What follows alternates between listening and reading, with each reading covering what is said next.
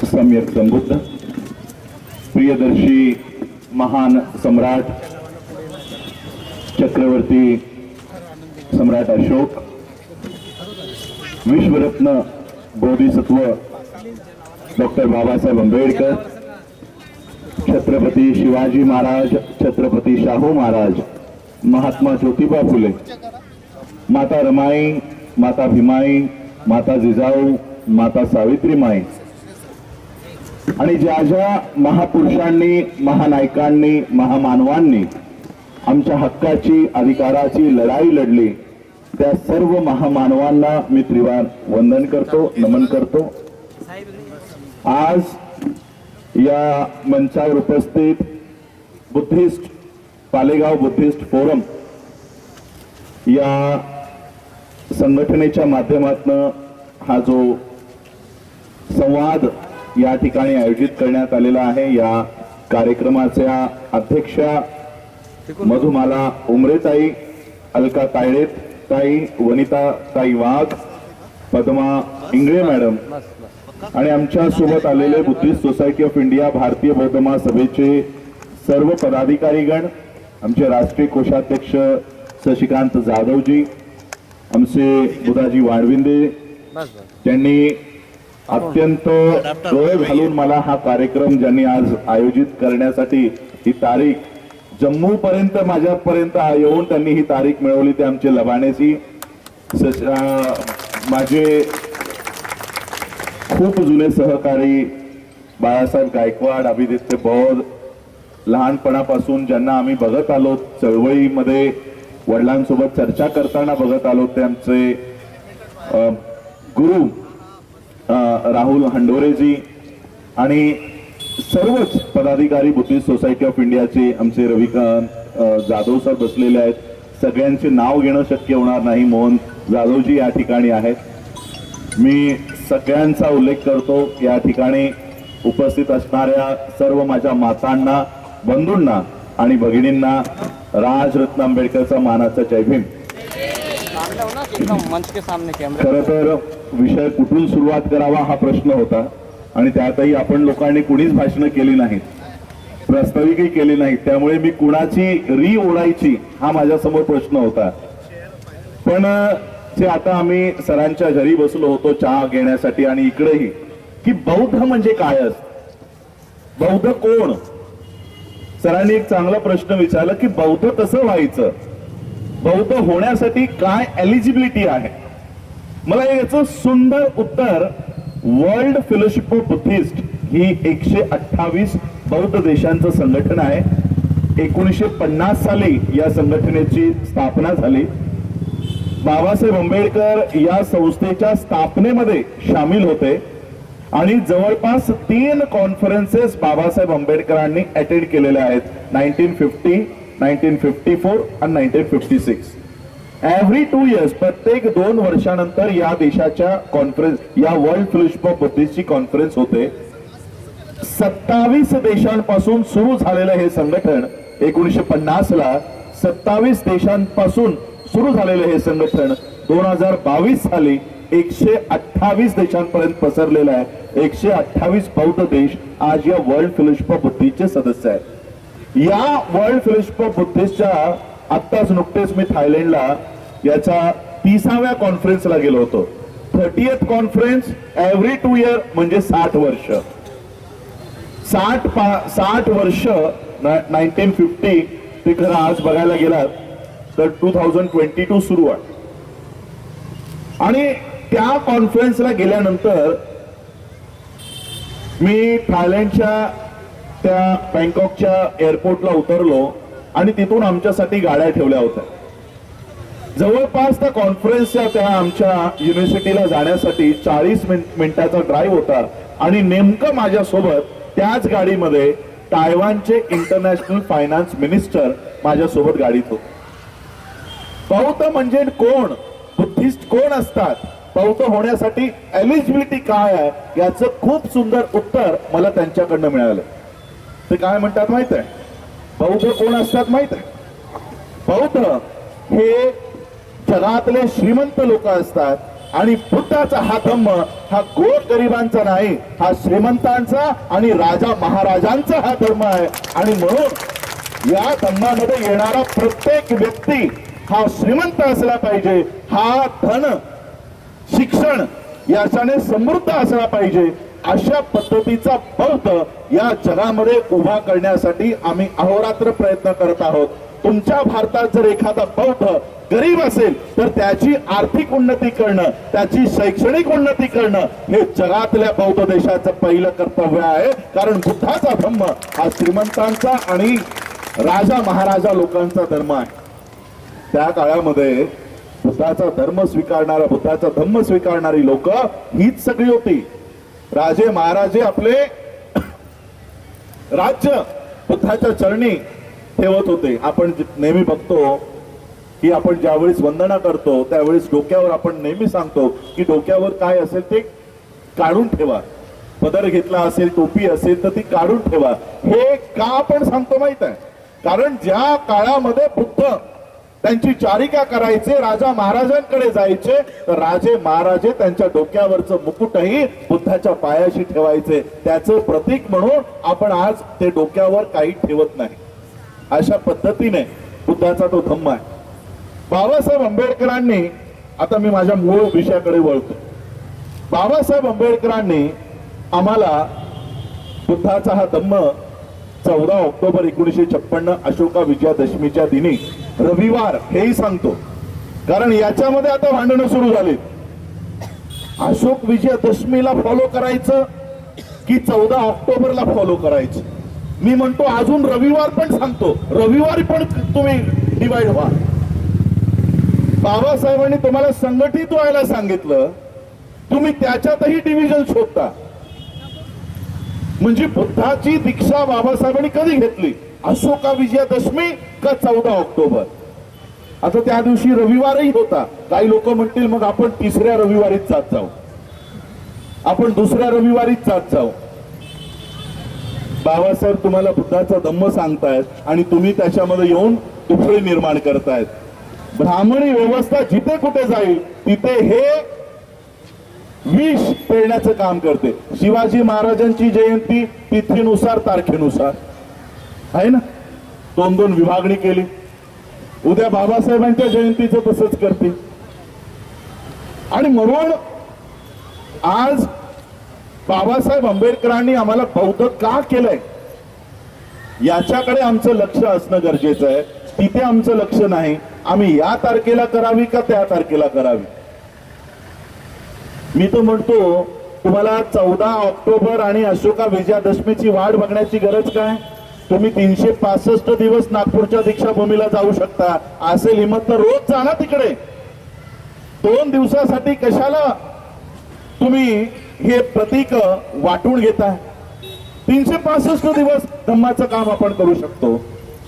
बाबासाहेब आंबेडकरांनी आम्हाला मुळात धम्म का दिलाय? 1954च्या वर्ल्ड फेलोशिप ऑफ बुद्धिस्टच्या कॉन्फरन्स मध्ये बाबासाहेब आंबेडकर जगातल्या बौद्धांना सांगतात की व्हॉट इज अवर कॉज, आमचं बौद्ध होण्यामागचा हेतू काय आहे.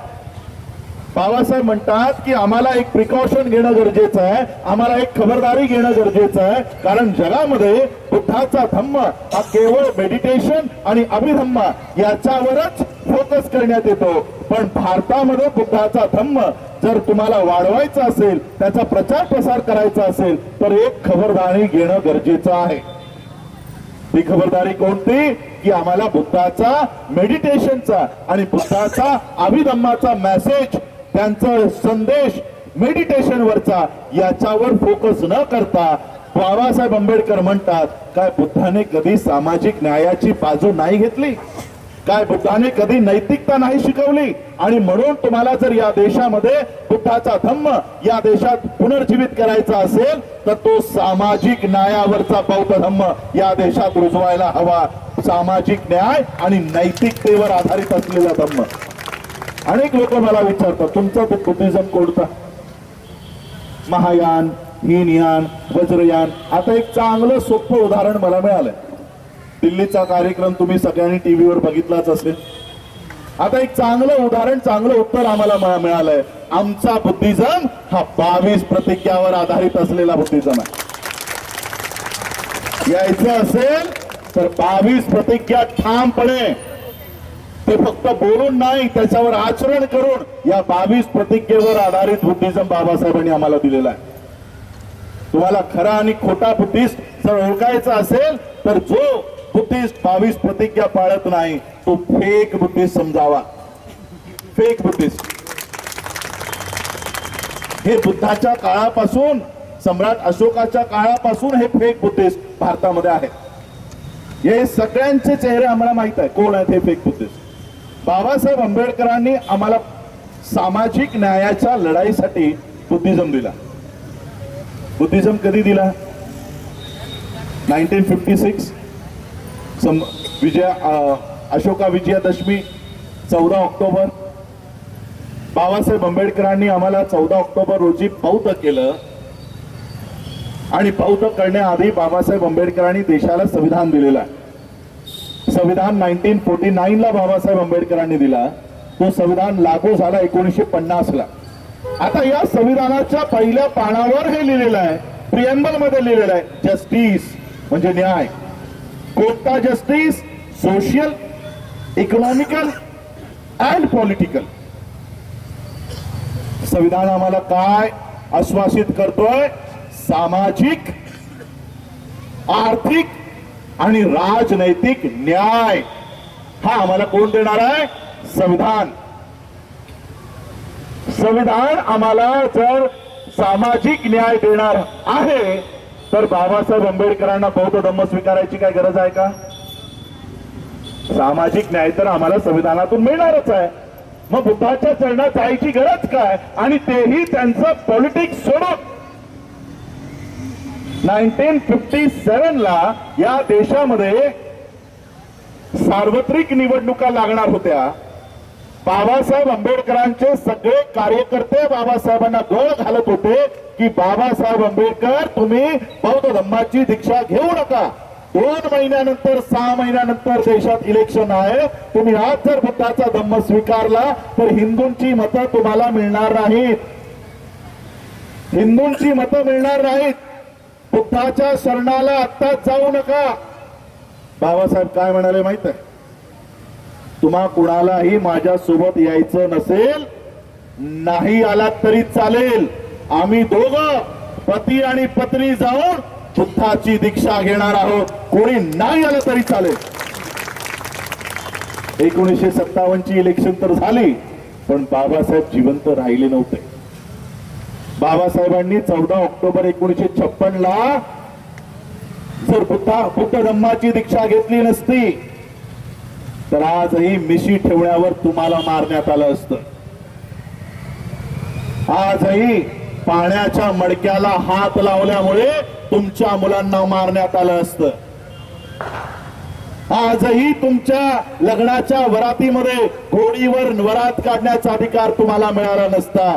आज जी हिंदू बांधव त्यांच्या हिंदू धर्मात राहिले त्यांना विचारा हिंदू धर्म किती मोठ्या प्रमाणात या अनुसूचित जातीच्या लोकांवर अन्याय अत्याचार करतोय. आज हे सगळे प्रकार तुम्हाला सोसावे लागले असते जर बाबासाहेबांनी तुम्हाला बौद्ध केलं नसतं तर. हे तुम्हाला सोसावं लागलं असतं. राजस्थान मध्ये मरणारा तो इंदर मेघवाल हा बौद्ध नाही, हा ख्रिश्चन नाही, हा जैन नाही, हा पारसी नाही, हा मुसलमान नाही. धर्माने कोण आहे? सांगा ना कोण आहे धर्माने? मग या देशामध्ये एक हिंदू बालक जर हिंदू माणसाच्या मडक्याला हात लावतो मग हिंदू त्यांना मारत का आहेत? का मारतायत हिंदू? आमचा काही प्रश्न नाही. मी तर म्हणतो अजून मारा. आंध्रामध्ये एका अनुसूचित जातीचा मुलगा चुकून मंदिरात गेला, त्याला 50,000 फाईन ठोठावलं. 50,000. जाणारा हिंदू, मंदिर हिंदू, मारणारा हिंदू. लक्षात येतंय बाबासाहेबांनी तुम्हाला कशातून बाहेर काढलंय? कशातून बाहेर काढलं?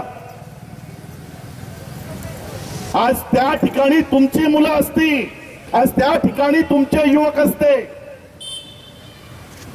आणि म्हणून सामाजिक न्यायाची लढाई या देशाचं संविधान आम्हाला देऊ शकणार नाही हे बाबासाहेबांनी ओळखलं होतं. असं नाही की संविधान कमकुवत आहे. संविधान आजही तुम्हाला सामाजिक न्यायाची लढाई लढायला संविधान सक्षम आहे. पण बाबासाहेब आंबेडकरांनी ओळखलं की संविधान कितीही सक्षम जरी असला, संविधान कितीही उत्कृष्ट जरी असला, पण ज्यांच्या हातात संविधान चाललाय ते नालायक आहेत. ती लोक आम्हाला सामाजिक, आर्थिक, राजनैतिक न्याय देणार नाहीत. म्हणून बाबासाहेबांनी बुद्धाची शरण पत्करली की या देशाचं संविधान जर आमचं रक्षा करू शकला नाही तर हा बुद्ध तुमच्या पाठीशी खंबीरपणे उभा राहील. यासाठी बाबासाहेब तुम्हाला बुद्ध धम्माकडे घेऊन आले. यासाठी बाबासाहेब तुम्हाला बुद्ध धम्माकडे घेऊन आले. आणि आम्ही काय शोधतोय? 14 ऑक्टोबर की अशोका विजयादशमी. मूळ कारण राहिलं बाजूला. कशासाठी आलोत आम्ही माहिती नाही.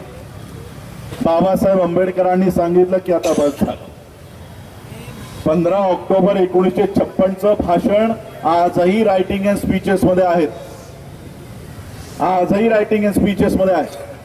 काय म्हणतात माहितीये बाबासाहेब बौद्ध केल्यानंतर, लोकांना बौद्ध केल्यानंतर बाबासाहेब म्हणतात तुम्हा लोकांना आता घरातल्या घरात बस झालं, भारतातल्या भारतात आता खूप झालं, आता भारताच्या बाहेर जाऊन दाखवा, आता भारताच्या बाहेर जा. आज आम्ही चाललोत भारताच्या बाहेर. पण कशासाठी? कशासाठी? मूर्त्या आणायला. थायलंडची मूर्ती पाहिजे, श्रीलंकेची मूर्ती पाहिजे. स्वतःला विचारा, काय बाबासाहेब आंबेडकरांनी आम्हाला मूर्त्या आणण्यासाठी सांगितलं की बाहेर जा म्हणून? काय मूर्त्या आणण्यासाठी बाबासाहेब आंबेडकर आम्हाला मूर्तीपूजक बनवण्यासाठी बुद्ध धम्मात घेऊन आले? की तुमच्या घरातली रामाची मूर्ती बाहेर काढा आणि बुद्धाची मूर्ती आणून ठेवा, यासाठी बुद्ध देऊन गेलेत तुम्हाला? आम्ही चाललो भिका मागतोय, मूर्ती द्या, मूर्ती द्या. नेते अभिनेते देशभर फिरतायत. मी 50,000 मूर्त्या देतो, 40,000 मूर्त्या देतो, 85,000 मूर्त्या देतो म्हणून अभिनेते कामाला लागलेत आणि रामनवमीच्या दिवशी राम बनून फिरतायत. आणि आमची लोक त्यांच्या समोर हात पसरतात, मूर्ती द्या. मी जाऊन आलो बाहेर. दाखवा जरा पेपर, मी काय आणलंय तुम्हाला दाखवतो. बाबासाहेब आंबेडकर म्हणाले आजही बौद्ध म्हणून माझ्या पतडीमध्ये बरंच काही आहे. माझ्या पतडीमध्ये आजही बौद्ध म्हणून बरंच काही आहे. असं समजू नका की मी बौद्ध झालो म्हणून तुमचं आरक्षण संपलं. असं समजू नका की मी बौद्ध तुम्हाला केल्यामुळे तुमचं शिक्षण संपलं. आजही माझ्या पथडीत बरंच काय आहे. आम्ही कधीच ती पथडी खोलून बघितली नाही. फक्त एकदाच गेलो मी वर्ल्ड फेलोशिप ऑफ बुद्धिस्टच्या कॉन्फरन्स मध्ये, फक्त एकदा.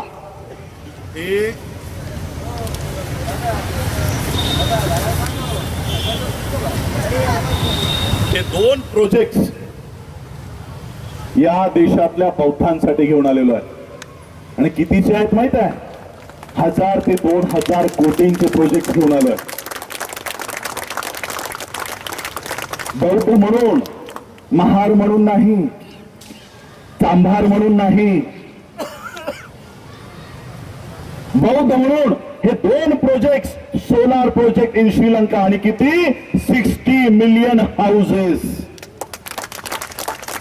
60 मिलियन हाऊसेस, 6 मिलियन म्हणजे 60 लाख घरांवर श्रीलंकेमध्ये आमची मुलं आता तिथे जाऊन काम करतील आणि तिकडे सोलारवर प्रोजेक्टवर काम करतील.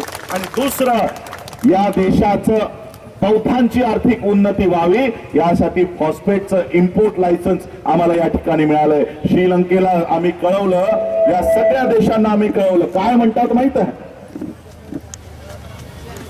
आम्ही WFPच्या कॉन्फरन्सला गेलो. सगळे बौद्ध देश, जवळपास 128 बौद्ध देशांचे गव्हर्नमेंट ऑफिशियल्स, कोणी फायनान्स मिनिस्टर, कोणी होम मिनिस्टर, कोणी प्रेसिडेंट, कोणी प्राईम मिनिस्टरचा संदेश घेऊन आलाय. हे सगळे बौद्ध देश मला काय म्हणतात माहित आहे? मला त्यांना जेव्हा कळलं मी इंडियातनं आलोय, भारतातून आलोय, काय म्हणतात माहित आहे? Oh, India.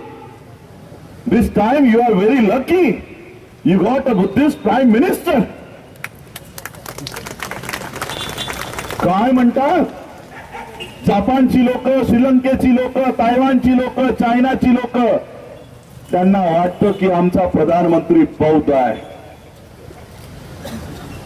आमचा प्रधानमंत्री बौद्ध आहे. तो बाहेर परदेशात जाऊन स्वतःची आयडेंटिटी बौद्ध म्हणून सांगतो आणि आम्ही दलित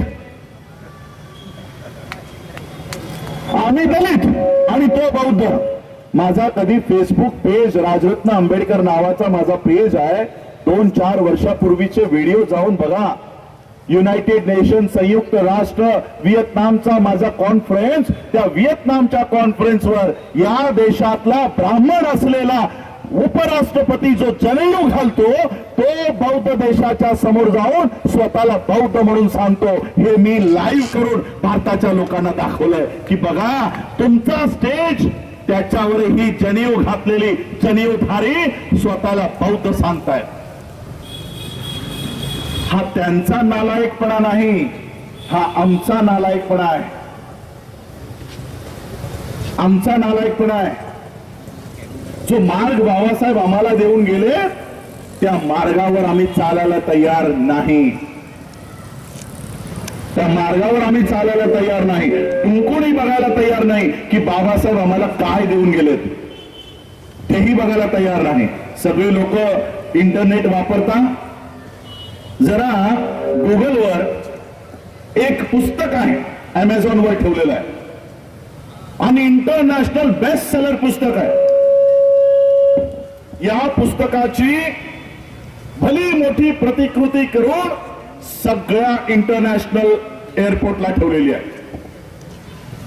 त्या पुस्तकाचं नाव आहे, टाईप करा, a monk who become chief minister. Type करा आणि स्वतः बघा हु इज दॅट मॉन्क. कोणता मॉन्क आहे जो मुख्यमंत्री झालाय? हु इज दॅट मॉन्क? कोणता बौद्ध भिक्खू या भारताचा मुख्यमंत्री झालाय? तुम्हाला फोटो येईल, योगी आदित्यनाथ. पुस्तक लिहिलंय त्यांनी. पुस्तक लिहून जगाला दाखवलंय की बघा एक बौद्ध भिक्षू या देशामध्ये एका राज्याचा मुख्यमंत्री झाला. मुख्यमंत्री झाला म्हणून अख्ख्या जगातल्या बौद्ध देशांचा पैसा तो उत्तर प्रदेशला घेऊन जातो. उत्तर प्रदेशला. हा मार्ग बाबासाहेबांनी आम्हाला दिला. त्या मार्गावर आम्ही चालायला तयार नाही, डुंकून बघायला तयार नाही.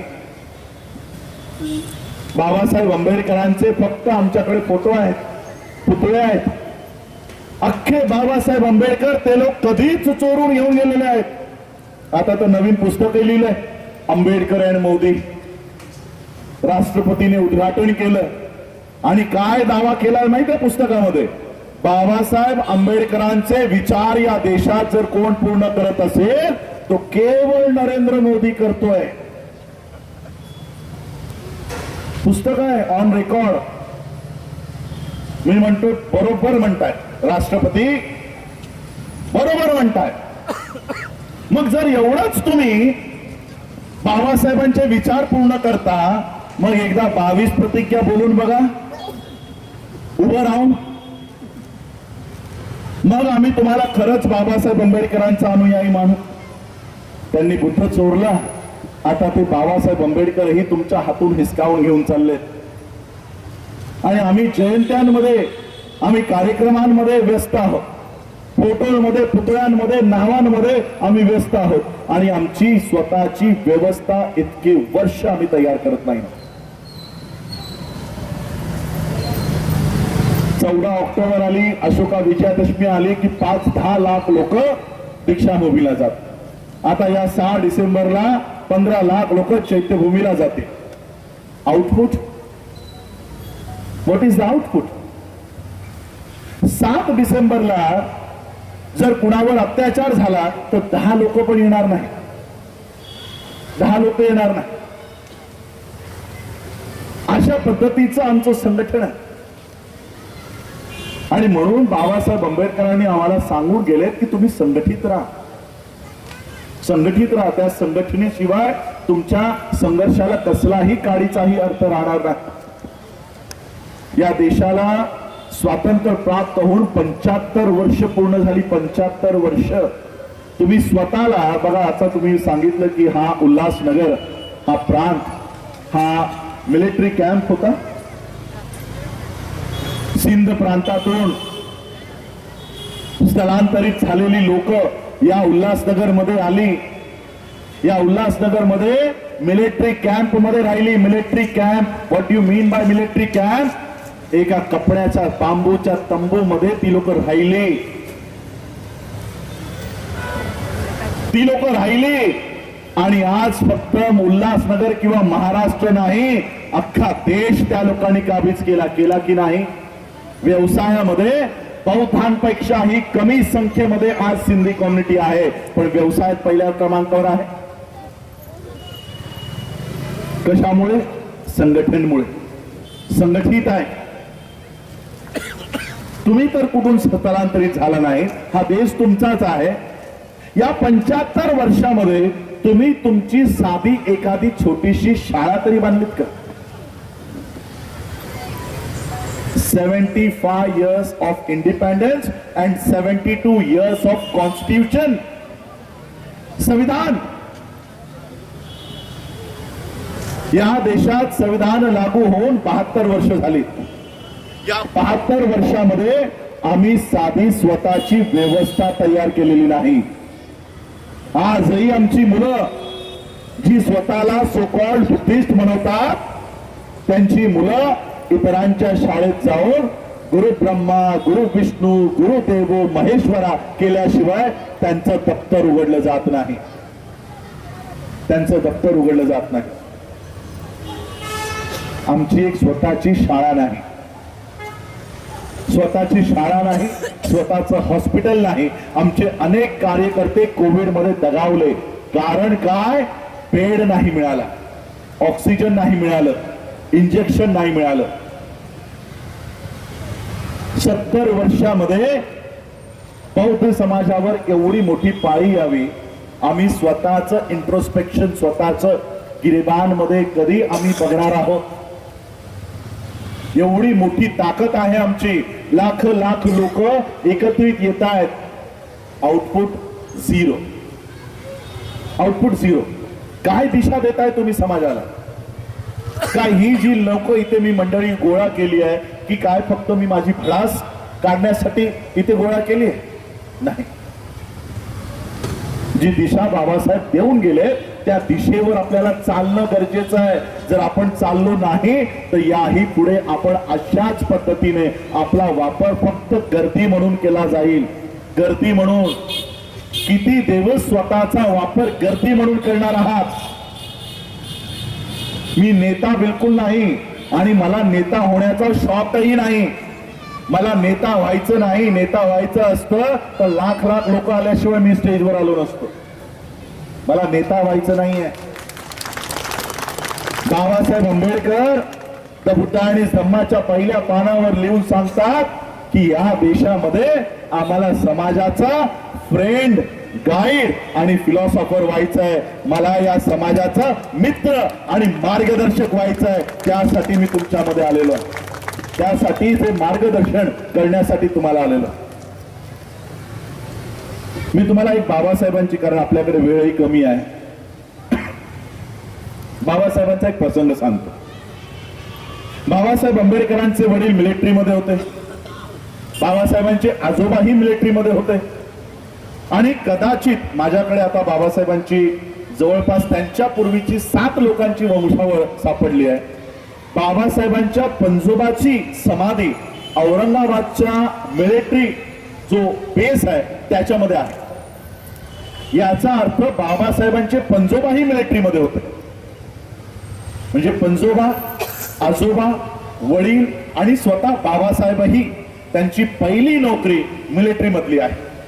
म्हणजे कमीत कमी ऑन रेकॉर्ड 4 पिढ्या आम्हाला मिलिटरी सर्व्हिसच्या दिसतात. मिलिटरीमध्ये होते. ज्यावेळेस ब्रिटिश भारतामध्ये आले त्यांना भारतातली वर्ण व्यवस्था, जाती व्यवस्था याबद्दल त्यांना काही माहिती नव्हती आणि त्यांना हवे होते या देशामध्ये प्रशासन चालवणारी लोक, एम्प्लॉईज. म्हणून एम्प्लॉईज जर हवे असतील तर आधी त्यांना प्रशिक्षित करणं गरजेचं आहे. त्यांना जर मिलिटरी मॅन हवे असतील, सैनिक हवे असतील तर त्यांना सैनिकी प्रशिक्षण देणं गरजेचं आहे. त्यांना जर ऍडमिनिस्ट्रेशन चालवणारी लोक हवी असतील तर त्यांना शिक्षण देणं गरजेचं आहे. म्हणून ब्रिटिशरांनी एक चांगलं काम या देशात सुरू केलं, शिक्षण आणि सैनिक भरती.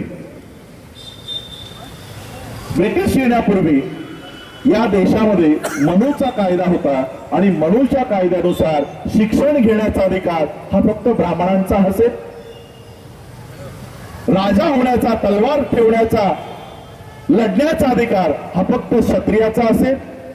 व्यवसाय करण्याचा अधिकार हा फक्त वैश्य समाजाचा असेल आणि या तिघांची गुलामी करण्याचा अधिकार फक्त शूद्रांना असेल. ही वर्ण व्यवस्था होती.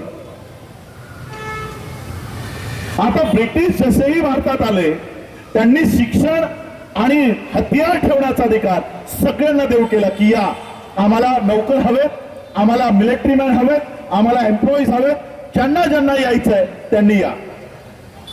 आता अशी ऑफर ठेवल्यावर कोणता वर्ग आहे जो सगळ्यात आधी धाव घेईल? ज्यांना हजारो वर्ष शिक्षणापासून आणि लढण्यापासून ज्यांना वंचित ठेवलं तो वर्ग सगळ्यात आधी धाव घेईल. आणि तेच झालं. ज्यांना शिक्षणाचा अधिकार नव्हता ती लोक ब्रिटिशरांकडे गेली, ज्यांना लढण्याचा अधिकार नव्हता ती लोक ब्रिटिशरांकडे गेली आणि ब्रिटिशरांच्या बाजूने लढण्यासाठी ते तयार झाले. ब्रिटिशरांच्या बाजूने लढण्यासाठी तयार झाले. बाबासाहेब आंबेडकरांचे वडील सुभेदार आणि मेजर पदापर्यंत पोहोचले आणि त्याच काळामध्ये पेशवाईचा अंत झाला. ही जी सगळी लोक मिलिटरीमध्ये घुसली होती 1818, सगळ्यांना माहित आहे भीमा कोरेगावच्या प्रसंगामुळे पेशवाई रद्द झाली, पेशवाई नष्ट झाली. आणि ज्यावेळेस पेशवाई ही नष्ट झाली, नष्ट होणार होती पुढे जाऊन, पेशव्यांनी एक अट ठेवली. ब्रिटिशरांना सांगितलं की ठीक आहे, आम्ही आमचं राज ही पेशवाई रद्द करण्यासाठी आम्ही तयार आहोत. पण ज्या अस्पृश्य लोकांमुळे आम्हाला पराभव स्वीकारावा लागला त्या अस्पृश्य लोकांची बटालियन, त्यांची मिलिटरीतली भरती तुम्हाला बंद करावी लागेल. आता ब्रिटिश काय आपले सगळे नव्हते, ते म्हणाले ठीक आहे तुम्ही पेशवाई रद्द करा, आम्ही यांची एंट्री बंद करतो. आणि त्यांनी अस्पृश्यांची एंट्री बंद केली. ब्रिटिशरांचा एक नियम होता की जो कोणी मिलिटरीमध्ये जॉईन होईल त्यांच्या मुलांना कंपल्सरी आणि फ्री एज्युकेशन त्यांना दिलं जायचं. त्यांच्या मुलांना कंपल्सरी एज्युकेशन केलं जायचं. आता पेशव्यांनी ही अट ठेवली. पेशव्यांच्या या अटीमुळे अस्पृश्यांची नोकरीतली, मिलिटरीमधली आणि शिक्षणातली एंट्री बंद झाली. याचा फटका बाबासाहेब आंबेडकरांच्या वडिलांना बसला. बाबासाहेब आंबेडकरांच्या वडिलांची नोकरी गेली, त्यांचं पगार बंद झाला आणि त्यामुळे छोट्याशा लहानग्याच्या पिवाचं शिक्षणही बंद झालं. त्याचं शिक्षणही बंद झालं. बाबासाहेब आंबेडकरांचे वडील जिवंत असेपर्यंत ते या बटालियनला सुरू करण्यासाठी ते अहोरात्र झटले, लढले. अनेक करस्पॉन्डन्स त्यांनी ब्रिटिशरांना केले. पण बाबासाहेब आंबेडकरांच्या वडिलांच्या हयातीमध्ये ही बटालियन सुरू झाली नाही. आणि ज्यावेळेस बाबासाहेब आंबेडकर मोठे झाले आणि त्यांना आपल्या वडिलांचा हा लढा लक्षात आला, बाबासाहेब आंबेडकरांनी हा लढा रेटला, हा पुढे नेला आणि बाबासाहेब आंबेडकरांना ते यश प्राप्त झालं. आणि ती बंद पडलेली बटालियन बाबासाहेब आंबेडकरांनी या देशामध्ये पुन्हा सुरू केली. ती आजही सुरू आहे आणि ती आजही आमची लोक त्याच्यामध्ये नोकरीला आहेत. बाबासाहेबांनी ही बटालियन सुरू केली. ही बटालियन सुरू झाल्यानंतर त्या सगळ्या एक्स मिलिटरी मॅन्सने बाबासाहेबांचा सत्कार करायचा ठरवलं की बाबासाहेब तुमच्यामुळे आमची बटालियन सुरू झाली, आम्हाला तुमचा सत्कार करायचा. मग बाबासाहेब त्या सत्काराला गेले आणि ते जे भाषण बाबासाहेबांनी दिलेलं आहे ते आजही लिखित स्वरूपात आमच्याकडे आहे. आमच्याकडे म्हणजे सगळ्यांकडेच आहे, रायटिंग अँड स्पीचेस मध्ये. काय म्हणतात माहितीये बाबासाहेब म्हणतात की ब्रिटिश या देशात आल्यानंतर त्यांनी या देशामध्ये आम्हाला नोकऱ्या दिल्या, मिलिटरीच्या नोकऱ्या दिल्या, आम्हाला शिक्षण दिलं. नोकऱ्यांमुळे आम्हाला पगार मिळाला, नोकऱ्यांमुळे आम्हाला पैसा मिळाला, शिक्षण मिळालं. 2-3 पिढ्या आम्हाला हे पैसे मिळाले, 2-3 पिढ्या आम्हाला हे शिक्षण मिळालं. मग आम्ही या पैशाचा वापर, आम्ही या शिक्षणाचा वापर येणाऱ्या पिढीसाठी का केला नाही? आम्ही ती बटालियन बंद होण्याची वाट का बघत बसलो? आम्ही आमच्या पैशाचा उपयोग आमची स्वतःची व्यवस्था उभी करायला का केला नाही? हा बाबासाहेबांचा त्यावेळचा प्रश्न आजही माझ्या समोर क्वेश्चन मार्क म्हणून उभा आहे. आणि हा प्रश्न मी तुम्हाला विचारतो की या देशामध्ये नोकऱ्या ज्या आम्हाला मिळाल्या त्या संविधान लागू झाल्यानंतर मिळाल्या. संविधान लागू झाल्यानंतर आम्हाला शिक्षण संविधान लागू झाल्यानंतर मिळालं. मग ज्या संविधानामुळे आम्हाला नोकऱ्या मिळत आहेत, ज्या संविधानामुळे आम्हाला शिक्षण मिळत आहे, आज मला तुम्ही सांगा हे संविधान हे वाढीला चाललंय की संपत चाललंय? स्वतःला प्रश्न विचारा की हे संविधान, आज या भारताचं संविधान, याचं राज्य संपूर्ण देशभर पसरत चाललंय की हे संविधान हळूहळू संपत चाललेलं आहे? संपत चाललंय. सगळे अग्री करता, कोणी अग्री करत नसेल तर त्याने हात वर करा की नाही संपत नाही चाललंय. मी तुम्हाला आर्टिकल नुसार काउंट करून देईन की किती आर्टिकल या देशात आज लागू आहे. For example article 1, Babasaheb Ambedkar लिहितात, the name of this country will be India, that is Bharat. या देशाचं जे नाव असेल ते असेल इंडिया किंवा भारत. सांगा हे नाव तुम्ही कधीतरी टीव्हीवरनं, मीडियावरनं, प्रेसिडेंटच्या तोंडून, प्राईम मिनिस्टरच्या तोंडून, को कलेक्टरच्या तोंडून कधीतरी ऐकता का? या देशाचं नाव काय आहे मीडियानुसार?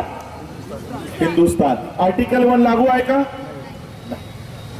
आर्टिकल 21C, आर्टिकल 21C सांगतो की या देशाचं शिक्षण 6 वर्षापासून ते तुमच्या ग्रॅज्युएशन पर्यंत that will be only the matter of state government. This will be subject of state government. शिक्षण या देशामध्ये तुमचा पहिलीमध्ये मुलगा ज्यावेळेस येईल तो ग्रॅज्युएट होईपर्यंत या देशाचं शिक्षण देण्याची व्यवस्था फक्त राज्य सरकारची असेल. No private players. सांगा लागू आहे? Ryan International, Cambridge, Oxford, Zee Litera, Podar हे गव्हर्नमेंट स्कूल आहे. आर्टिकल 21C काय सांगतो? शिक्षण फक्त राज्य सरकारची जबाबदारी असेल. आर्टिकल 21C काय? नोकऱ्या, रिझर्वेशन दिलाय 340, 341 रिझर्वेशन आहे तुम्हाला शिक्षणामध्ये.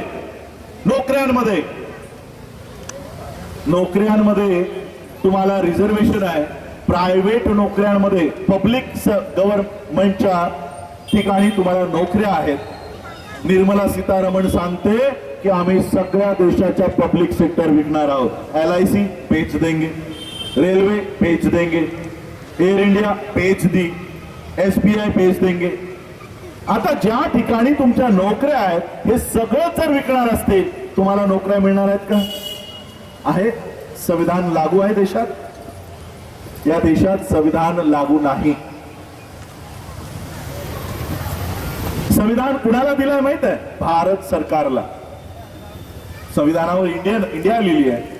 हे भारत सरकार हे नाव एवढ्या 7-8 वर्षात तुम्ही कधी कानावर ऐकले का? भारत सरकार ऐकले कधी? भारत सरकार. कोणतं सरकार? मोदी सरकार. या देशाचं गव्हर्नमेंट, कितीही प्राईम मिनिस्टर येऊन गेले असतील या देशावर, कधीही मोरारजी सरकार, कधी गांधी सरकार, कधी ऐकलं होतं अशी नावं? मग आताच का मोदी सरकार? कारण संविधान भारत सरकारला दिलंय, भारत सरकारचा ऑफिशियल डॉक्युमेंट संविधान आहे. मग मोदी सरकारचा डॉक्युमेंट काय आहे? मनुस्मृती. मनुस्मृती सांगते शूद्रांना शिक्षणाचा अधिकार नाही. मी शूद्र सांगतोय, त्याच्यात मराठी येतात, ओबीसी येतात, जे ब्राह्मण नाही, जे क्षत्रिय नाही, जे वैश्य नाही, ते सगळे शूद्र आहेत. आणि तुम्ही शूद्र नाही, तुम्ही भ्रमात राहू नका की आम्हाला शूद्र म्हणतो. नाही, तुम्ही अतिशूद्र. अतिशूद्र हे वर्ण होते, वर्ण 4 वर्ण होते, 5वा वर्ण इथे मोठ्या प्रमाणात बसलेला आहे.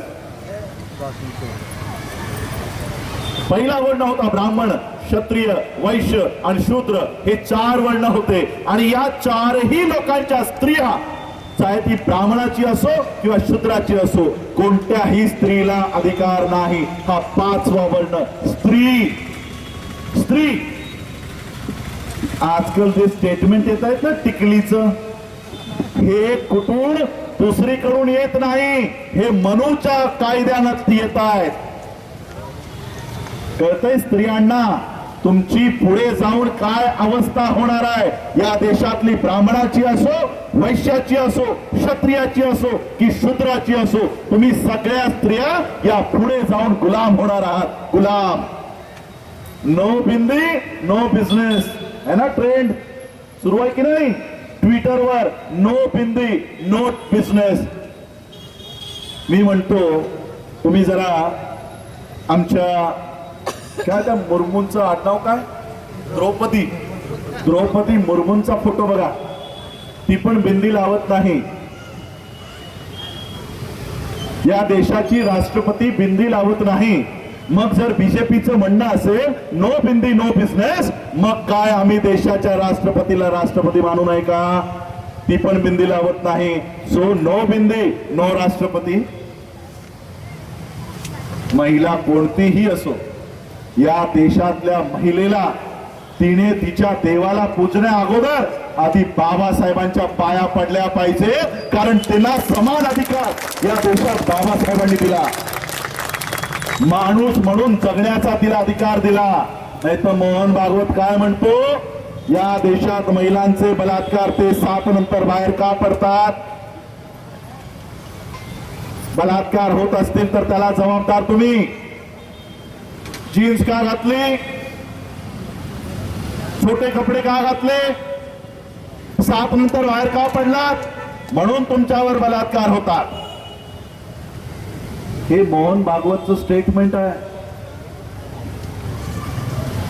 ज्याला या देशात Z+ सुरक्षा या देशाचा प्रधानमंत्री देतो, तो माणूस असं गरळ महिलांच्या विरोधात ओकतो. सांगा, बिल्किस बानो सारखी एक महिला जिच्यावर बलात्कार केला, तिचं गर्भ खेचून बाहेर काढला, त्या महिलेवर झालेल्या बलात्कारावर ज्यांना शिक्षा मिळाली त्यांना सोडण्यात आलं. सांगा, एका तरी वुमन, काय म्हणतो आपण, वुमन प्रोटेक्शन सेल का वुमन राईट्स? वुमन राईट्स कुठे गेले? वुमन राईट्स वाले कुठे आहेत? सांगा ना तुमच्या वुमन राईट्स वाले. ज्या एका महिलेवर झालेला बलात्कार, त्याच्या या गुन्हेगारांना सोडण्यात येतं, वुमन राईट्स वाल्या महिला पण चुप आहे. एकही वुमन राईट्सच्या महिलेने आजपर्यंत विरोध केला नाही. संविधान संपुष्टात येत आहे. संविधान संपुष्टात येत आहे आणि याच्यामध्ये कुणालाही याचं दुःख नाही. 2018 साली संसदेच्या समोर काही ब्राह्मणांनी संविधानाला पब्लिकली जाळलं. माहितीये सगळ्यांना? पब्लिकली जाळलं. संसदेच्या हाकेवर या देशाचं संविधान जाळण्यात येतं, या देशाचा प्रधानमंत्री एका शब्दाने याचा विरोध करत नाही. केला कधी? आणि त्याच वेळेस ज्यावेळेस हे संविधान जाळण्यात आलं त्यावेळेस गौतम गंभीर नावाचा क्रिकेटर त्याच्या करंगळीला काहीतरी दुखापत झाली. तो प्रधानमंत्री ट्विट करून गौतम गंभीरला आराम पडावा म्हणून मेसेज लिहितो, पण संविधान जाळल्याचं खंत व्यक्त करत नाही, खंत व्यक्त करत नाही. याचा प्रतिक्रियेत संपूर्ण देशभर लोक रस्त्यावर उतरतात, जाळपोळ करतात, फायरिंग होते. ही सगळी संख्या किती होती माहित आहे? केवळ 1,00,000 लोक सगळ्या देशामध्ये रस्त्यावर उतरली होती. काही लोक युपी मध्ये, काही राजस्थान मध्ये, काही मध्य प्रदेशमध्ये, महाराष्ट्रात तुरळक ठिकाणी 1,00,000 लोक. मी फायनान्सचा विद्यार्थी, अकाउंटचा विद्यार्थी आहे. Calculate the ratio, calculate the proportion. 132 crore लोकांचा देश आहे. संविधानाला वाचवण्यासाठी, संविधानाचं समर्थनात 1,00,000 लोक रस्त्यावर उतरतात. What is the ratio? What is the proportion? किती पर्सेंटेज लोक या देशात संविधानाला वाचवण्यासाठी रस्त्यावर आहेत? Not a single 1%. 1% ही लोक देशाचं संविधान वाचवण्यासाठी रस्त्यावर नाही. आता विचार करा, ज्या दिवशी संविधान खरंच हटवला जाईल कुठून तरी प्रतिक्रिया येईल का? नाही येणार. आणि बरं, हे का प्रतिक्रिया देत नाही? संविधान काय फक्त आमच्यासाठी आहे? संविधान काय फक्त आमच्यासाठी अधिकार देऊन गेले? त्याच्यात मुसलमानांना अधिकार आहे, त्याच्यात जैनांना अधिकार आहे, सिखांना अधिकार आहे, पारशांना आहे, ख्रिश्चनांना आहे, ओबीसीला आहे, एससीला आहे, एसटीला आहे. मग ही सगळी लोक संविधानाच्या समर्थनात रस्त्यावर का उतरत नाहीत? का उतरत नाहीत माहित आहे? कारण संविधानाचा जेवढा फायदा घ्यायचा होता त्यांनी तो फायदा घेऊन त्यांची व्यवस्था आधीच तयार करून टाकली. आता आम्हाला संविधानाशी काही देणं घेणं नाही. तो जळला काय आणि संपला काय, आम्हाला काय घेणं देणं? त्या संविधानातले आर्टिकलचा उपयोग करून मुसलमानांनी त्यांची व्यवस्था उभी केली, सिखांनी त्यांची व्यवस्था उभी केली, ख्रिश्चनांनी त्यांची व्यवस्था उभी केली. तुम्ही व्यवस्था उभी केलीत का? फॉर एक्झाम्पल, सिखांचे गुरुद्वारा आहेत, त्यांची शाळा आहेत, गुरु नानक कॉलेज आहे, खालसा कॉलेज आहे, अनेक शिक्षणाची व्यवस्था त्यांची स्वतःची आहे. त्यांचे स्वतःचे हॉस्पिटल आहेत, त्यांच्या स्वतःच्या नोकऱ्यांच्या व्यवस्था आहेत. ख्रिश्चनांच्या स्वतःचे कॉन्व्हेंट स्कूल आहेत, कॉन्व्हेंट कॉलेजेस आहेत, त्यांचे हॉस्पिटल्स आहेत, त्यांच्या व्यवस्था आहेत. मुसलमानांच्या स्वतःच्या शाळा आहेत, मदरसे आहेत, कॉलेजेस आहेत, हॉस्पिटल आहेत. तुम्ही संविधानाचा किती वापर केला? 395 आर्टिकल्स आहेत देशात, 395 आर्टिकल. आणि तुम्ही किती आर्टिकलचा उपयोग केलात माहित आहे? हार्डली 1.5. शिक्षण, नोकरी, नोकरी, शिक्षण, या पलीकडे संविधान उघडूनही बघितलं नाही. अरे त्या संविधानाचा आता तर आम्ही रस प्यायला सुरुवात करणार होतो, तेवढ्यात त्यांनी त्याच्यात विष घालवलंय. आता कुठे आम्हाला संविधान समजायला लागला होता, आता कुठेतरी आम्ही त्याचे अधिकार घेणार होतो, आमच्या स्वतःच्या व्यवस्था उभ्या करणार होतो, आणि तेवढ्यात त्यांनी त्याच्यात विष घालवलं. आता त्याच्यातले अधिकार तुम्हाला मिळणार नाही. उद्या जर संविधान नष्ट झाला, सगळ्यात मोठे लूजर तुम्ही असणार आहात. कारण नोकऱ्यांवर अवलंबून तुम्ही, आजही स्कॉलरशिपवर अवलंबून तुम्ही आहात. उद्या जर या देशातलं संविधान हटलं, सगळ्यात मोठा तोटा तुम्हा लोकांचा होणार आहे. आणि म्हणून मी बाबासाहेबांचा हा उल्लेख तुम्हाला करून दिला की बाबासाहेब आंबेडकर म्हणतात की ब्रिटिशरांनी बटालियन बंद करेपर्यंत तुम्ही कशाची वाट बघत बसलात? स्वतःची व्यवस्था का उभी केली नाही? हाच प्रश्न मला तुम्हाला विचारायचा आहे. या संविधानाचा 72 वर्ष आम्ही उपयोग केला, वापर केला. मग या संविधानातून मिळणाऱ्या नोकऱ्या, या संविधानातून मिळणारं शिक्षण, या संविधानाच्या माध्यमातून मिळणारा पगार, त्या पगाराचा वापर आम्ही आमच्या पुढच्या पिढीसाठी का करत नाही आहोत? का करत नाही आहोत? आजचा दिवस संडे आहे. हा दिवसही बाबासाहेबांमुळे तुम्हाला मिळाला. संडेची सुट्टी या देशात नव्हती. बाबासाहेबांनी ही संडेची सुट्टी लागू करून दिली का? कारण माझा समाज कमीत कमी एक दिवस येऊन स्वतःच्या व्यवस्थेवर चर्चा करेल, स्वतःच्या मिशनवर चर्चा करेल. आम्ही मिशनवर चर्चा करण्याऐवजी मटनवर चर्चा करायला लागतो. रेसिपीज आज काय बनवायचं?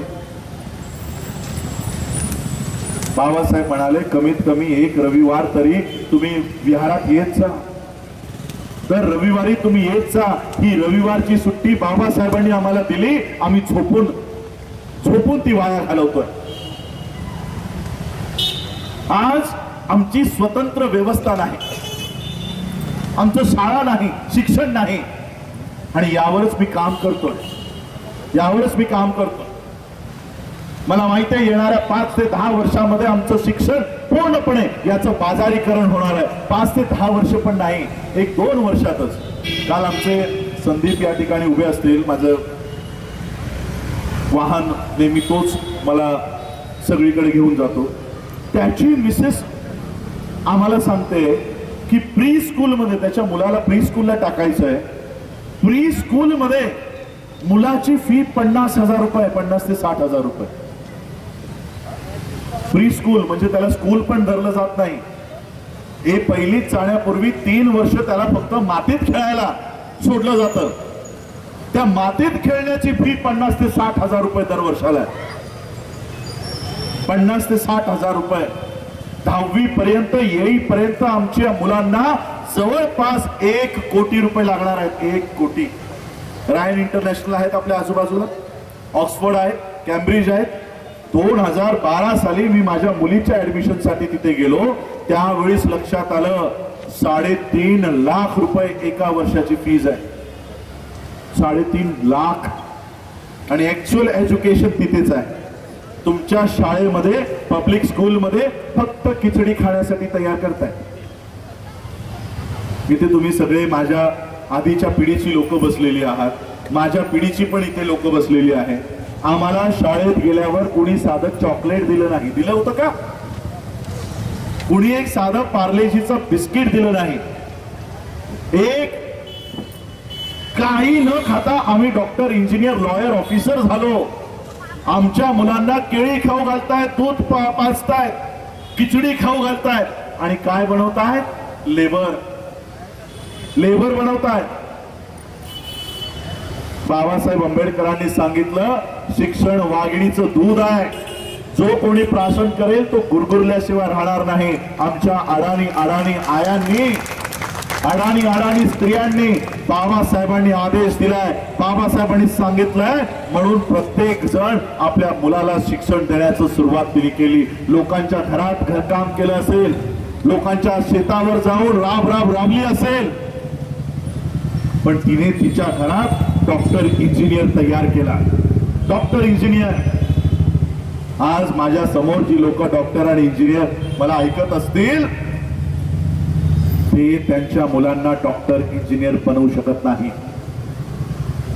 अडाणी स्त्री बनवू शकत होती, शिकलेली लोक बनवू शकत नाही.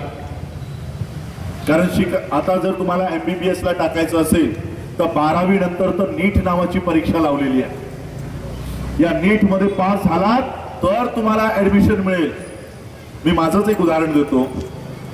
मागच्या 2-3 वर्षापूर्वी बॉम्बे हायकोर्टचे सगळ्यात नावाजलेले ऍडव्होकेट आहेत, माझे परिचयाचे आहेत, आमचे चांगले रिलेशन्स आहेत. त्यांचा मुलगा 12वी सायन्स पास झाला. ते माझ्याकडे आले, सर माझा मुलगा 12वी पास झालाय. याला इथे वाशीला DY पाटील कॉलेज आहे, सायन्स कॉलेज माहिती आहे तुम्हाला लोकांना, DY पाटील. म्हणून आम्हाला DY पाटीलला ऍडमिशन घ्यायचं आहे. तुमचं एखादं शिफारिश पत्र मिळालं तर माझ्या मुलाला ऍडमिशन मिळेल. मी सांगितलं मी तर कधी असली कामं करत नाही. तुम्हाला पाहिजे तर एखादा पॉलिटिशियन गाठा आणि त्याचं लेटर घ्या, कदाचित तुमचं काम तिकडून होईल. तर अशा पद्धतीने मी त्यांना सांगितलं. ते कदाचित गेलेही असते. 1-2 आठवड्यानंतर पुन्हा ते मला भेटले आणि मग मी त्यांना विचारलं की झालं का तुमच्या मुलाचं ऍडमिशन. ते म्हणाले हो झालं. म्हणजे कुणाचं पत्र घेतलं नाही म्हणे, पत्र नाही घेतलं, 2 कोटी रुपये डोनेशन दिलं एका MBBS सीटसाठी. या DY पाटील मध्ये 2 कोटीचा रेट सुरू आहे. 2 कोटी. आहे शिकलेली डॉक्टर आपल्या मुलांना डॉक्टर बनू शकते. इंजिनियर साठी 75 लाख छोट्याशा कॉलेजमध्ये, कुठेतरी कर्जत साईडला कॉलेज असेल. 75 लाख, 1 कोटी, 2 कोटी, 5 कोटी. हे युक्रेन आणि रशियाचं युद्ध झालं माहित आहे तुम्हाला. सगळी युक्रेनची पोरं परत आली. काय करत होती तिकडे? MBBS साठी अभ्यास करत होती. या देशात आता तुमची मुलं डॉक्टर इंजिनियर होऊ शकत नाही. डॉक्टर इंजिनियर होऊ शकत नाही. आणि म्हणून आम्हा लोकांना आमची व्यवस्था स्वतः उभी करावी लागेल. समस्या तुमची आहे ना, समाधान पण तुम्हालाच द्यावं लागेल. दुश्मनाकडून कुठे समाधानाची अपेक्षा करताय की मोदी काहीतरी आमच्यासाठी करेल. मोदी गेला तर गांधी येईल, गांधी गेला तर मोदी येईल. एक साप आहे तर दुसरा नाग आहे. दोघांच्या विषाने तुम्ही मरणारच आहात. म्हणून यांच्याकडनं अपेक्षा करू नका. स्वतःची व्यवस्था स्वतः उभी करू शकता, एवढी ताकद तुमच्यामध्येच आहे. आणि मी एक काल्पनिक सांगत नाही आहे, माझ्याकडे पुरावा आहे. तुम्हा लोकांना काय टोपण नाव दिलं? दलित. जी लोक तुम्हाला दलित म्हणतात, तुमची ताकद काय माहित आहे? मागच्या 2020 साली या 2020ला लॉकडाऊन लागलं, कडक लॉकडाऊन. लॉकडाऊन लागल्यानंतर बाबासाहेब आंबेडकरांची जयंती ही लॉकडाऊन मध्येच गेली. आपण बाहेर येऊ शकलो नाही. बाबासाहेब आंबेडकरांसाठी साधं फूल हारही आम्हाला उपलब्ध झाला नाही. आम्ही घरातल्या घरातली जी कॅन्डल होती, जी अगरबत्ती होती ती लावली आणि बाबासाहेबांची जयंती साजरी केली. अशा पद्धतीने संपूर्ण देशात, संपूर्ण विश्वात बाबासाहेबांची जयंती साध्या पद्धतीने साजरी झाली. साध्या पद्धतीने 16 एप्रिलला इकॉनॉमिक टाइम्स मध्ये एक बातमी आली, ऑनलाईन एडिशन. ती बातमी, तिचं टायटल होतं की बाबासाहेब आंबेडकरांची जयंती कोरोनामुळे साजरी झाली नाही. मी म्हणून इकॉनॉमिक टाइम्सला काय दुःख होतंय की बाबासाहेबांची जयंती झाली नाही म्हणून हा का रडतोय, जरा वाचूया. म्हणून ती न्यूज क्लिक केली. ती संपूर्ण न्यूज वाचल्यानंतर त्याचं दुःख माझ्या लक्षात आलं. त्याचं म्हणणं असं होतं की बाबासाहेब आंबेडकरांची जयंती साजरी न झाल्यामुळे भारतीय अर्थव्यवस्था म्हणजे ब्राह्मणी व्यवस्थेला 2100 कोटी रुपयांचा तोटा झाला, 2100 कोटी रुपयांचा फटका बसला. याचा अर्थ कळतो तुम्हाला? याचा अर्थ असा आहे की बाबासाहेब आंबेडकरांना अभिवादन करत असताना एका रात्रीत आम्ही 2100 कोटी रुपये बाबासाहेबांच्या जयंतीवर खर्च करतो. किती? 2100 कोटी.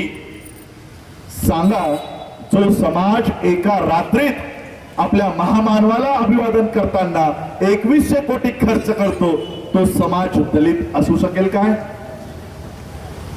तो समाज दलित असेल का? आज एवढी अर्थव्यवस्था, या अर्थव्यवस्थेला आम्ही हातभार लावतोय आणि आम्हाला हे दलित म्हणतात.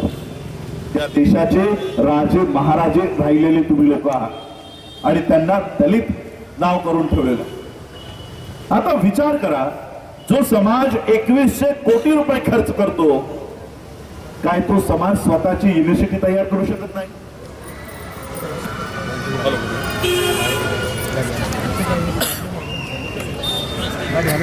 आरक्षण संपत चाललेलं आहे, नोकऱ्या संपत चाललेल्या आहेत, शिक्षण संपत चाललेलं आहे. Everything accept.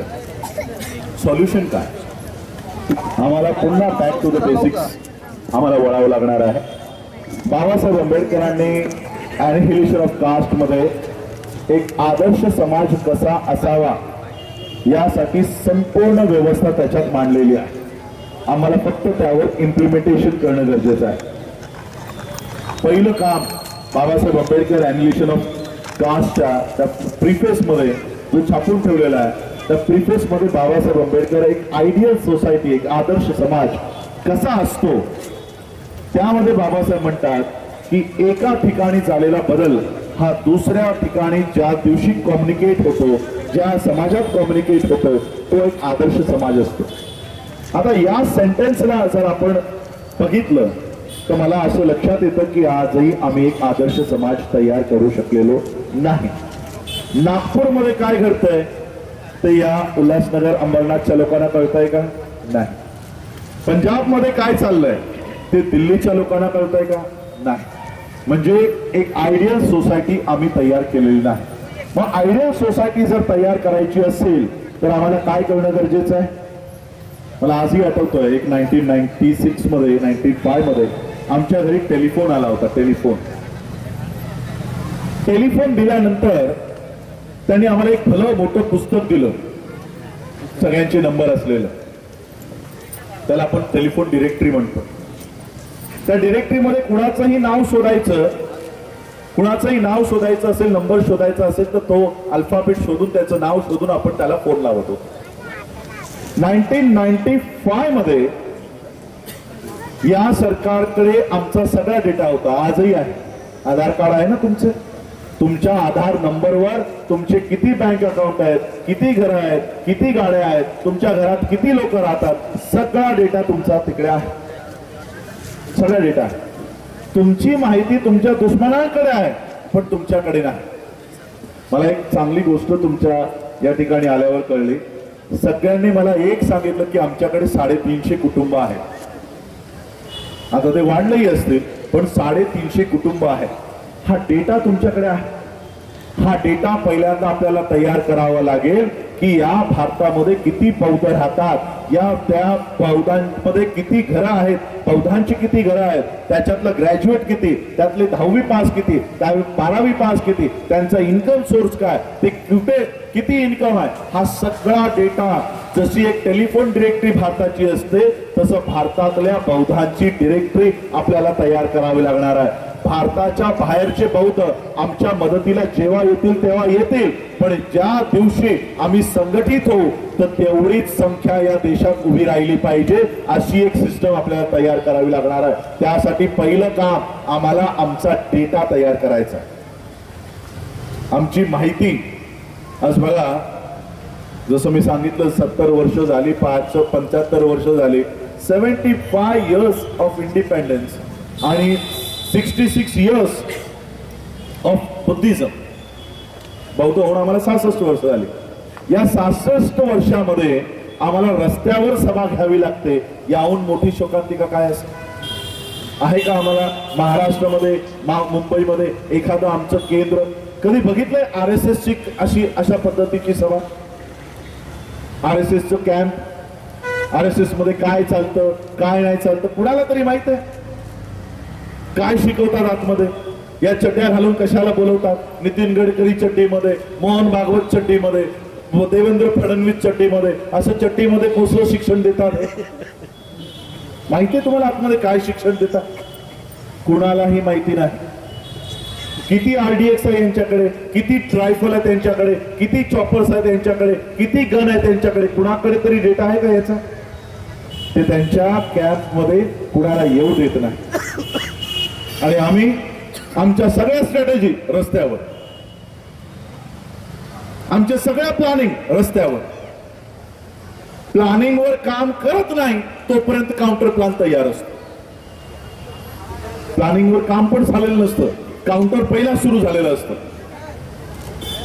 म्हणून आम्हाला आमची व्यवस्था उभी करावी लागणार आहे. आम्हाला आमच्या व्यवस्था उभ्या कराव्या लागणार आहे. आणि त्यासाठी आम्ही या ठाणे जिल्ह्यातून, मी स्वतः अर्थशास्त्राचा विद्यार्थी आहे, फायनान्सचा विद्यार्थी आहे, इकॉनॉमिक्सचा विद्यार्थी आहे. आणि म्हणून बाबासाहेब आंबेडकरांनी आम्हाला उद्योजकतेकडेही नेण्यासाठी एक कायदा तयार केला. त्या कायद्याचं नाव आहे कोऑपरेटिव्ह ऍक्ट. कोऑपरेटिव्ह ऍक्ट, सहकार चळवळ, सहकार क्षेत्र. तुम्हाला माहित आहे या महाराष्ट्रामध्ये किंवा या पूर्ण भारतामध्ये सहकार क्षेत्र जे बाबासाहेबांनी तयार केलं की आमच्याकडे 1 कोटी रुपये नाही, आम्ही एका रात्रीत 1 कोटी रुपये देऊ शकत नाही, मोठे मोठे उद्योग व्यवसाय उभे करू शकत नाही. आणि म्हणून बाबासाहेब आंबेडकरांनी सहकार कॉन्सेप्ट आणले की एकमेकांच्या साह्याने आम्ही ते बिझनेस करू, ते एंटरप्रिनरशिप करू, यासाठी बाबासाहेबांनी कोऑपरेटिव्ह मुवमेंट आणले. सांगा, या कोऑपरेटिव्ह मुवमेंटचा सगळ्यात मोठा बेनिफिशियरी कोण आहे या देशामध्ये? Who is the biggest beneficiary of cooperative movement? Sharad Pawar. आहे बाबासाहेबांशी काही घेणं देणं आहे? गाडीचाही विचारांशी बाबासाहेबांच्या घेणं देणं नाही. तो माणूस सहकार क्षेत्र संपूर्ण आपल्या हातात ठेवतो. साखर कारखाने त्याच्या हातात, टेक्सटाईल मिल त्यांच्या हातात, सगळे सहकार विभाग त्यांच्या हातात आहे. आणि आम्ही नोकऱ्या कुठे आहेत का ते शोधतोय. आणि म्हणून या कोऑपरेटिव्ह मुवमेंटला हातात घेण्यासाठी आम्ही ठाणे जिल्ह्यातनं हे पदार्पण करत आहोत की बौद्धांची स्वतंत्र अर्थव्यवस्था या देशात उभी राहावी, बौद्धांची स्वतंत्र बँक उभी राहावी, यासाठी ठाणे जिल्ह्यातून आम्ही ती पहल सुरू केलेली आहे. मी तर फक्त शरद पवारांचं नाव घेतलं. तुमच्या गुगलला जाऊन ज्या बँकेची निर्मिती आम्ही ज्या ऍक्ट खाली करणार आहोत ते जरा रिसर्च करा. कोऑपरेटिव्ह बँक, आणि त्या बँकेचं नाव, जी बँक बाबासाहेबांनी तयार केलेल्या कोऑपरेटिव्ह ऍक्ट वर उभी आहे, त्या बँकेचं नाव तुम्हाला देतो. मला फक्त सांगा त्या कोणत्या समाजाची लोक आहेत? त्या बँकेचं नाव आहे सारस्वत बँक. सारस्वत बँक. काय सारस्वत मराठ्यांमध्ये असतं, काय सारस्वत मुसलमानांमध्ये असतात, काय सारस्वत सिखांमध्ये असतात. कोण असतात हे सारस्वत? कोण आहे? ब्राह्मण. सारस्वत ब्राह्मणांनी त्यांची कोऑपरेटिव्ह बँक तयार केली. आपण असं म्हणतो की 3.5% पॉप्युलेशन या देशात ब्राह्मणांचं आहे. त्याच्यातही विभाजन, कोकणस्थ ब्राह्मण, देशस्थ ब्राह्मण, सारस्वत ब्राह्मण. त्यातल्या सारस्वत ब्राह्मणांनी त्यांची एक बँक तयार केली आजपासून 108 वर्ष अगोदर. हा कोऑपरेटिव्ह ऍक्ट तेव्हा बाबासाहेबांनी तयार केलेला आहे. या 1918 मध्ये त्यांनी ही सारस्वत बँक नावाची एक बँक तयार केली. सगळे ब्राह्मण एकत्र आले आणि त्यांनी त्यांचे जो काही निधी, जो काही फीज असेल ती त्यांनी भरली आणि त्या भरल्यानंतर त्यांना सारस्वत बँकेची मान्यता मिळाली. आजपासून 104 वर्षापूर्वी निर्माण झालेली ही ब्राह्मणांची कोऑपरेटिव्ह बँक आज 58 देशांमध्ये आहे. 58 देश, 58 कंट्रीज.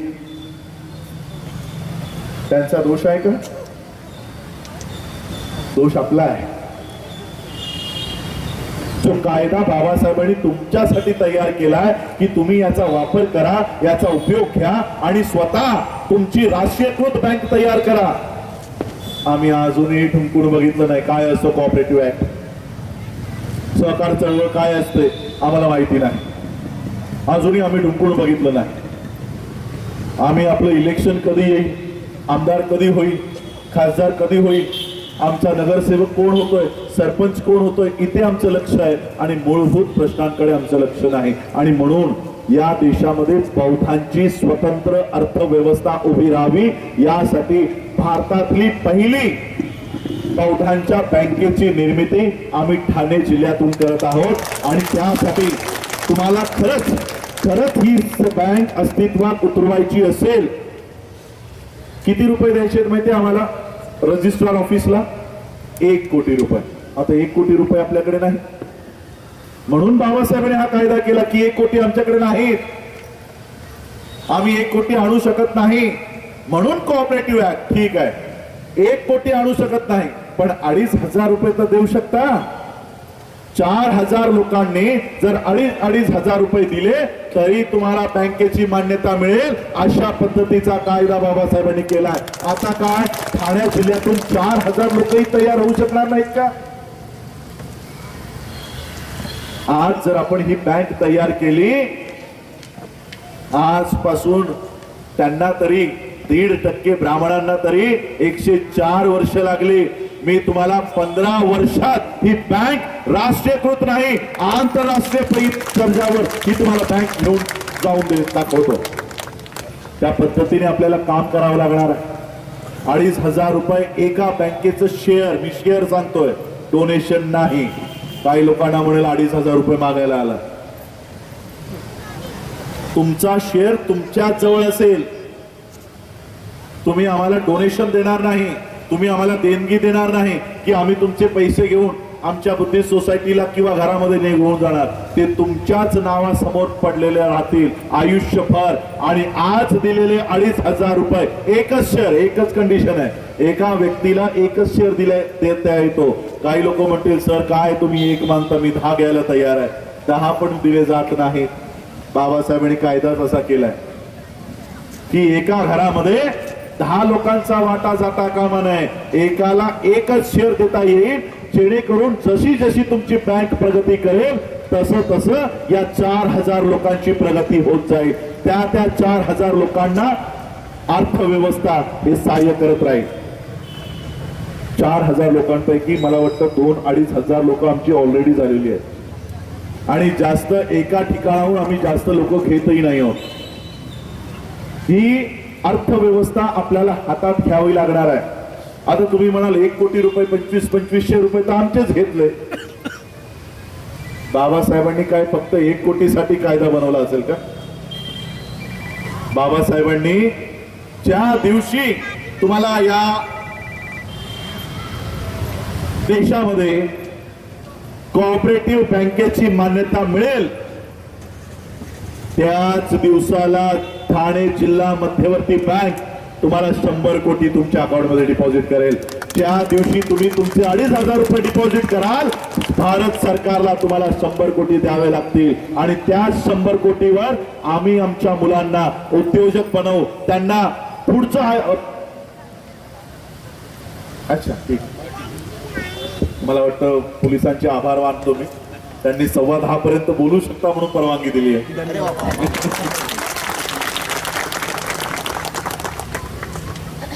तर हे आम्हा लोकांना आज तयार करावं लागणार आहे मिशन म्हणून. ही बँक, हे बँकेचं नियोजन कसं असेल तेही तुम्हाला शॉर्ट मध्ये सांगतो. 1 एप्रिल 2023 ला या बँकेचं उद्घाटन होईल, या बँकेची निर्मिती होईल. 3 वर्ष ही bank as per RBI rules, registrar ऑफिसचे रूल्स नुसार आम्हाला ही फक्त एका जिल्ह्यापुरती चालवायची परमिशन मिळेल. फक्त एका जिल्हा म्हणजे ठाणे जिल्ह्याच्या बाहेर तुम्ही जाऊ शकणार नाही. आणि ठाणे जिल्ह्यामध्ये 3 वर्ष काम करून तुम्हाला A ग्रेड मध्ये ती बँक आणायची आहे. A ग्रेड मध्ये चालवून दाखवल्यानंतर 4थ्या वर्षी या बँकेला मल्टी डिस्ट्रिक्टची मान्यता मिळेल. आणि मल्टी डिस्ट्रिक्ट साठी आजपासून आमच्या सगळ्या जिल्ह्यातली लोक कामाला लागलेली आहेत. ज्या दिवशी 3 वर्ष लॉक इन पिरियड संपेल त्याच दिवशी ही बँक महाराष्ट्र राज्यभर पसरलेली असेल, अशा पद्धतीचं काम या 3 वर्षामध्ये होईल.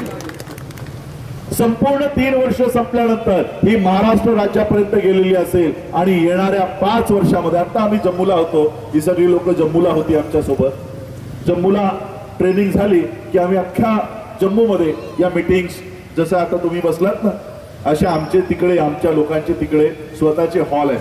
त्या हॉलमध्ये या डिस्कशन झाले. त्यांनी सांगितलं सर 3 वर्ष खूप खूप वेळ लागेल, आम्ही आताच जम्मूची बँक तयार करून टाकू. आता माझ्याकडे जम्मूची बँक आहे, गुजरातमध्ये बँक आहे, मध्य प्रदेशला आहे, झारखंडला आहे. म्हणजे 3 वर्षाचा लॉक इन पिरियड संपल्या आज माझ्याकडे राष्ट्रीय लेवलला या बँकेच्या ब्रांचेस तयार आहेत. आणि राष्ट्रीय लेवललाच नाही, ऑस्ट्रेलियाहून मी थायलंडला गेलो आणि थायलंडहून इंडियात आलो. मी ऑस्ट्रेलियाला हा संकल्प सांगितला, ते म्हणाले सर आम्ही आतापासूनच या बँकेच्या कामाला लागतो. म्हणजे ही बँक 4थ्या वर्षी आंतरराष्ट्रीय दर्जावर गेलेली असेल. या बौद्ध मुलांसाठी एज्युकेशन लोन, एंटरप्रिनरशिप लोन हे सगळं उपलब्ध करून देणारी ही बँक असेल.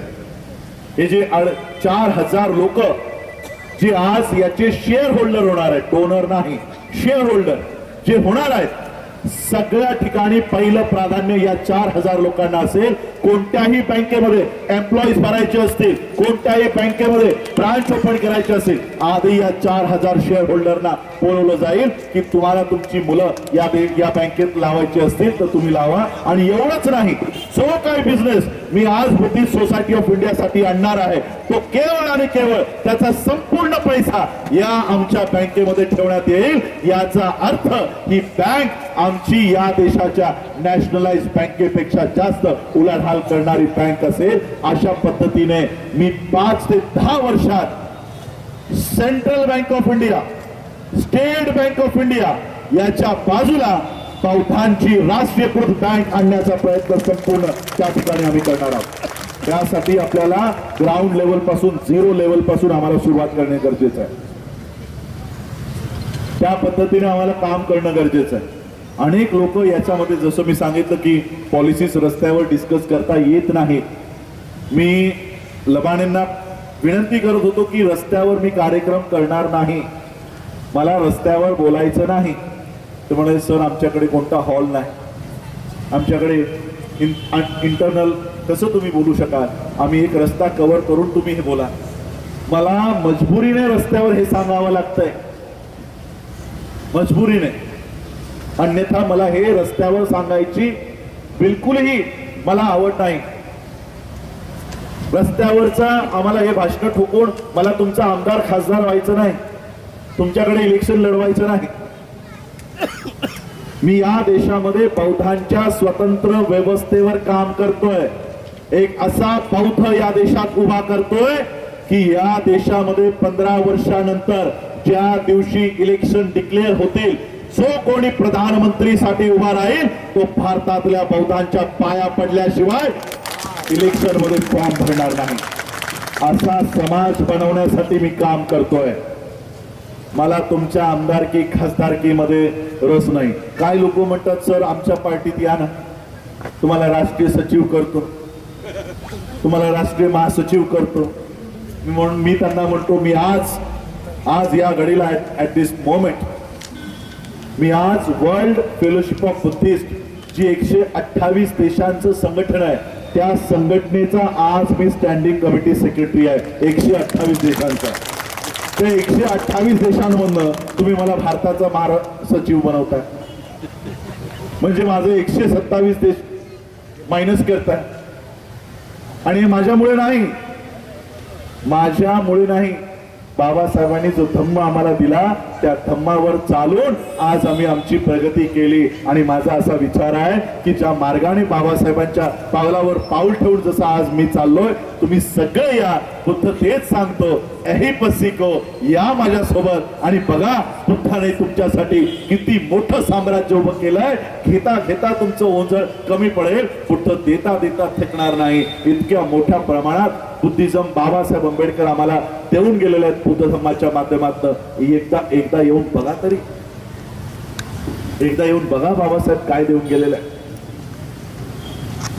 खूप मोठं अधिकार बाबासाहेब देऊन गेलेत. विचार करा, जी लोक बुद्धाचा द्वेष करतात, ज्या लोकांनी या देशातून बुद्धाचा धम्म नष्ट केला, ज्या लोकांनी बौद्ध भिक्खूंच्या कतली केल्या, बुद्धाचं नाव घेण्यावर बंदी आणली, आज ती लोक बुद्धाच्या मूर्त्या घेऊन का फिरतायत? RSS, anti Buddhism, anti Ambedkarism. आज या लोकांना बुद्ध आणि बाबासाहेब घेण्याची वेळ का येते? या बुद्धामध्ये किती ताकद आहे त्या मोदीला माहिती आहे, पण तुम्हा लोकांना माहिती नाही. विचार करा, स्वतःला मोदीच्या जागेवर ठेवा की त्याने अख्खं आयुष्य ब्राह्मणी धर्मासाठी वेचलं, अख्खं आयुष्य त्याने RSS साठी, संघासाठी वेचलं, अख्खं आयुष्य बुद्धिझमला नष्ट करण्यासाठी लावलं. तोच माणूस बुद्धाला हातात घेण्यासाठी किती मजबूर होत असेल, त्याच्या मनावर किती आघात होत असतील त्या बुद्धाला स्वीकारताना, त्याच्या मनावर किती आघात होत असतील तो बुद्ध लोकांना देताना. बाबासाहेब तुम्हाला असा बुद्ध देऊन गेले की ज्याची ताकद त्यांना लक्षात आहे पण तुम्हाला लक्षात नाही, तुमच्या पदरी पडत नाही. या देशाचा प्रधानमंत्री कुठंही बाहेर गेला तर बुद्धाचं नाव घेतल्याशिवाय तो परत येत नाही. आणि आम्ही लोक, बाबासाहेबांनी आम्हाला हा महामार्ग दाखवला, बुद्धाचा मार्ग दाखवला. आम्ही त्या मार्गावर चालण्याऐवजी मरिया आणि खंडोबाच्याच पदरात बसलेलो आहोत, त्याच्या समोरच बसलेलो आहोत. हे सोडलं पाहिजे. जे आपलं घर आहे या घराकडे बघितलं पाहिजे. आपण या घरात नाही म्हणून इतर लोक घरात शिरलेत आणि ते दावा करतायत बुद्धावर. आणि बुद्धावर काय? विष्णूचा अवतार म्हणून दावा करतायत. विष्णूचाच अवतार आहे, मग तुमच्या एकाही मंदिरात बुद्ध कसा नाही? एकदाही तुम्ही बुद्धाची जयंती का साजरी करत नाही?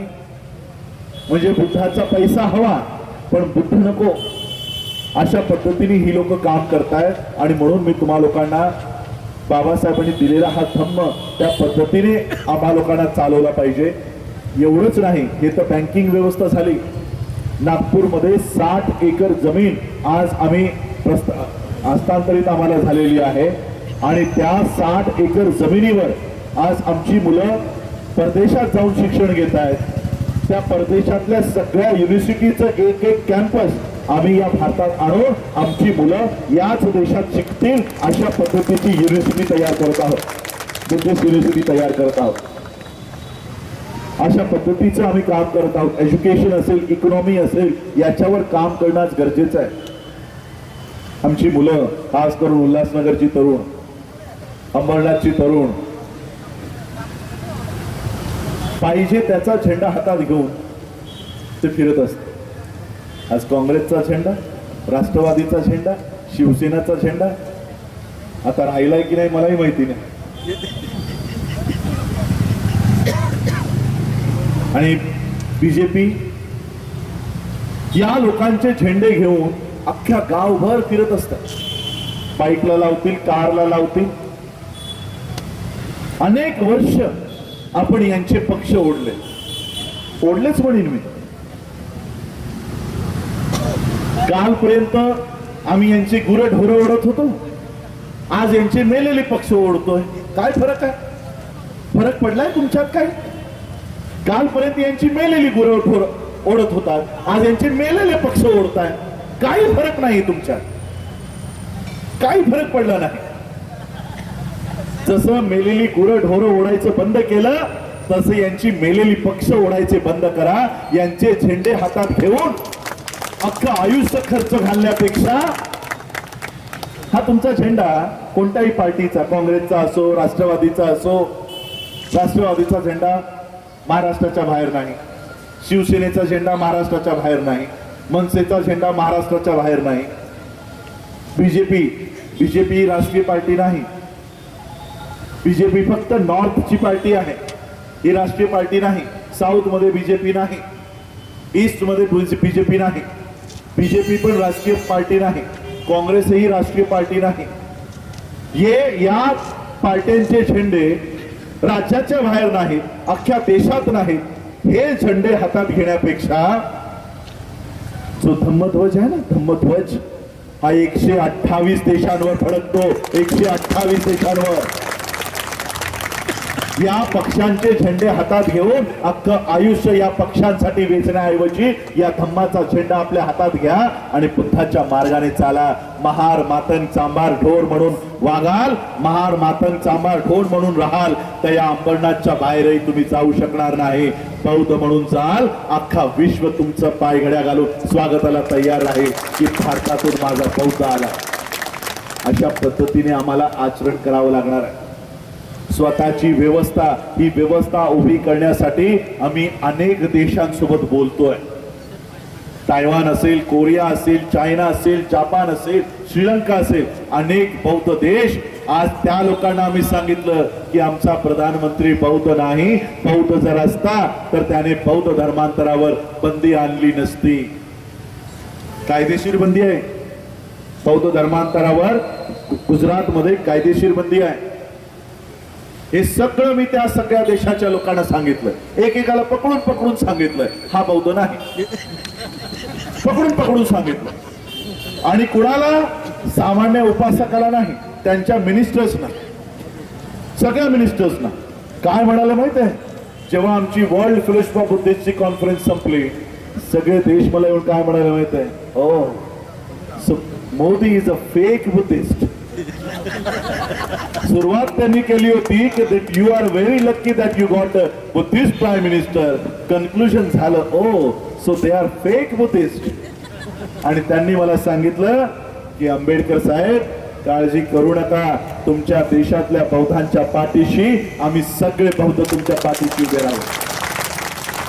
हे तर फक्त मी आता तुम्हाला 2 ऑर्डर दाखवल्या, एक तर फॉस्फेटची आणि सोलारची. अजून मला या गुरुवारी माझी तायवानच्या मिनिस्टर सोबत वेब कॉन्फरन्स आहे. संपूर्ण तायवानने मला आमंत्रण दिलेलं आहे की सर, इंडियामध्ये संपूर्ण बायोटेक्नॉलॉजी मध्ये जर कसलाही कॉन्ट्रॅक्ट द्यायचा असेल तर फक्त तुमच्या माध्यमातून आम्ही भारताला देऊ. अशा पद्धतीने आज भारतातल्या, जर आजपर्यंत हे कॉन्ट्रॅक्ट कुणाला मिळत होते माहित आहे? अडाणी, अंबानी आणि ते सिमेंट्स. आता आपण ट्रेनने जातो, पांढरी ट्रेन बघतो, ही सगळी एसी ट्रेन बघतो, कुणी बनवली? सिमेंट्सने. हे आमचे रेल्वेवाले बसलेले, सिमेंट्सने बनवली. Cements Buddhist company. एक बौद्ध देशाने तुमची रेल्वे बनवलेली आहे, बौद्ध देशाने. आहे का तुमचं रिप्रेझेंटेशन एकतरी त्याच्यात? आहे तुमचा कोणीतरी इंजिनियर त्याच्यामध्ये, ज्याने ही ट्रेन या भारतामध्ये असेंबल केली? एकही तुमचा माणूस नाही. का? कारण भारतात एंट्री करतानाच अडाणीला उभं केलं. हा घ्या आमचा बुद्धिस्ट. अडाणीला उभं केलं. त्या अडाण्याला बाजूला सारून मी ठामपणे तिथे उभा राहिलोय. आता सगळे बौद्ध देश या देशासोबत करार करताना आधी आम्हाला विचारते की तुम्ही प्रॉपर बुद्धिस्ट आहात आणि भारतातल्या बौद्धांना जर बिझनेस देत असाल तर आम्ही तुम्हाला बिझनेस देतो. त्यासाठी आधी तुम्हाला तयार राहावं लागेल. हे उद्योजक तयार करावे लागतील तुमच्यामध्ये, तुम्हा लोकांना उद्योजक तयार करावे लागतील. अशा पद्धतीने ही संपूर्ण व्यवस्था आम्हा लोकांना उभी करायची. खरं तर मला हे सगळं रस्त्यावर सांगायचं नव्हतं, पण आमची अजून ती व्यवस्था नाही. येणाऱ्या काळामध्ये आमचेही हेडक्वार्टर्स असतील आणि त्या ठिकाणी ह्या इंटरनल चर्चा आम्ही सगळ्यांसोबत करू आणि त्या पद्धतीने आम्ही वाटचाल करू. बौद्धांची स्वतंत्र व्यवस्था आम्हाला तयार करावी लागेल. शिक्षण आमचं, आरोग्य आमचं, आमच्या एंटरप्रिनरशिप, आमच्या नोकऱ्या, अशा पद्धतीने एक बौद्धांचं स्वतंत्र व्यवस्था उभं करण्यासाठी आपण सगळ्यांना मी आमंत्रण देतोय की आपण सगळे या आमच्या बुद्धिस्ट बँकेच्या सगळे इथे पदाधिकारी इथे बसलेले आहेत. सगळ्यांनी, मला वाटत नाही त्यांनी फॉर्म वगैरे आणले जर असतील तर त्यांच्याकडनं घ्या, नसतील तर संपर्क क्रमांक घ्या. आणि मॅडमने तर सांगितलंय की सगळे तुम्ही एकमेकांचा डेटा तुमच्याकडे आहे, तुमच्या घरी एखाद दिवशी या आमच्या कार्यकर्त्यांना बोलवा. 2,500 रुपये एकाचं शेअर, नो डोनेशन, शेअर आहे. 100 रुपये तुम्हाला सरकारला एंट्री फी, रजिस्ट्रेशन फी भरायची आहे, म्हणजे 2600 रुपये एका व्यक्तीला, फक्त एका व्यक्तीला, तेही 18 वर्षावरील अशा व्यक्तींनी ते फॉर्म घ्या. जास्त फॉर्म आम्ही तुम्हाला देणार नाही आहोत, कारण संपूर्ण ठाणे जिल्ह्यात आम्हाला ते द्यायचं आहे, शेअर होल्डर करायचंय. असं होता कामा नये की सगळे शेअर होल्डर एकाच ठिकाणाहून आहेत आणि इतर ठिकाणांची प्रगती झाली नाही, असं आम्हाला करायचं नाही. त्यामुळे लिमिटेड लोक जी आहेत आणि 22 प्रतिज्ञावर आधारित बौद्ध, आम्हाला इतर बौद्ध नको.